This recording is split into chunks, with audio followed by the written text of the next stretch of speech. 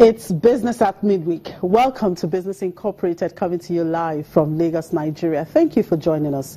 I'm Chimeze Obi Iwago. On the program today, Gambia says it has ended talks to extend the exploration rights of Oslo-listed African Petroleum for 2 offshore oil blocks. The Democratic Republic of Congo in talks with Russian state-owned bank VTB over potential investments worth as much as $1 billion. Plus, Switzerland's financial watchdog FINMA remains in touch with Credit Suisse over its role in arranging loans for Mozambique state-owned companies. Let's get started now with the markets, and beginning here in Africa and of course here in Nigeria, where the Nigerian Stock Exchange has continued its negative trend, which started since the beginning of this week. Now at intraday, looking at those numbers there, the index was trading low at 0.39%. In South Africa, emerging market stocks bounced back after their biggest fall in nearly 3 weeks, with the JSE index up at 0.63% at intraday. Now, the market in Egypt is down ahead of a meeting by the 4 Arab states in Cairo. The index was down 0.12%, and Kenya closed down 0.49% on Tuesday.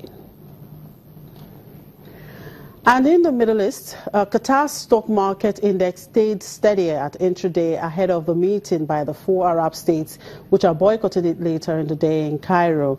A deadline for Doha to comply with the 4 states' demands officially expired overnight.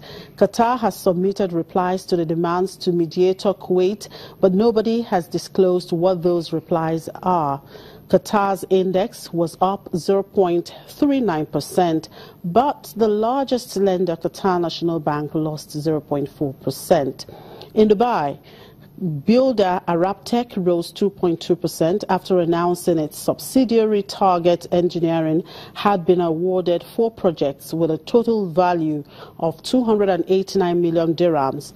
15 other shares also helped to lift the Dubai index 0.06% higher. Abu Dhabi's index was up 0.50%. However, Saudi Arabia's index traded low 0.83%. Into Brent crude oil, trading 30 cents shy of $50 a barrel. And in Europe, markets were mixed early trade today as Independence Day celebration in the U.S. kept trading activity muted across the world, and geopolitical tensions continued to heat up. And quite a lot of news coming out of the Europe to chew. And here is Conrad Busen, my colleague in Frankfurt, to do just that with me. Good afternoon, Conrad. It's another beautiful day. Thank you for joining us. Good afternoon from Frankfurt, Jimmy. Right. Now, the market news box seems quite heavy today. Wall Street is back on the block with Fed minutes on tap.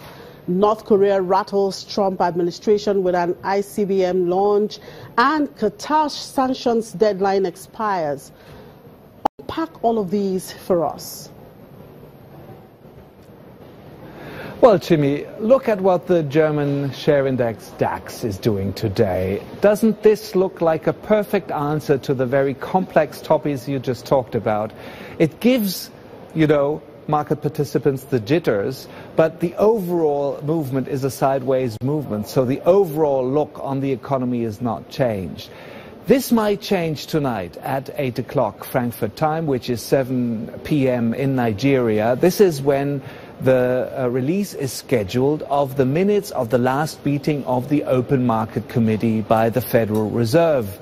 Remember, at this last meeting, which happened in mid-June, the Federal Reserve decided to increase the key interest rate by the Fed by 1/4 percentage point.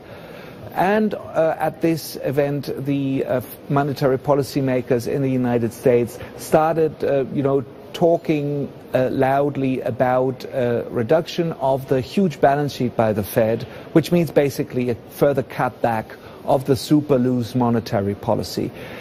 The minutes will contain details about that, and they might also, this is what people on the markets are speculating about right now, hints whether or not the Federal Reserve monetary policymakers change their outlook on inflation. At the moment, another rate hike in the US this year is priced in, and 3 more rate hikes in 2018. If this is changing, and if the minutes indicate this, this is likely to move the markets quite significantly. Right, all eyes are definitely on the Fed's minutes. But let's look at what's happening in Italy. The government there on Tuesday took control of Banca Monte Dei Paschi, injecting about 5.4 billion euros into the troubled lender. Now, how are the markets in the region waking up to this development? Perhaps is it also part of what is driving that ding-dong activities that we're seeing on the DAX behind you there? Well, what's happening there in Italy with Monte Dei Paschi di Siena, this old Italian bank, has been in the making for quite a while now. So this is seen here as a step to contain some of the problems that especially some of those banks in Italy still have, you know, with the huge amount of bad loans they're sitting on. And especially the banks in Italy found it so difficult to attract fresh capital in order to fulfill the rules, the capital requirements which were introduced here in Europe after the financial crisis. Now, the fact that the taxpayer has to step in here is, of course, something that people, if you talk to them here on the financial markets, don't like. On the other hand, market people are realistic enough to see that if the government in Italy hadn't stepped in here, it would have harmed the economy in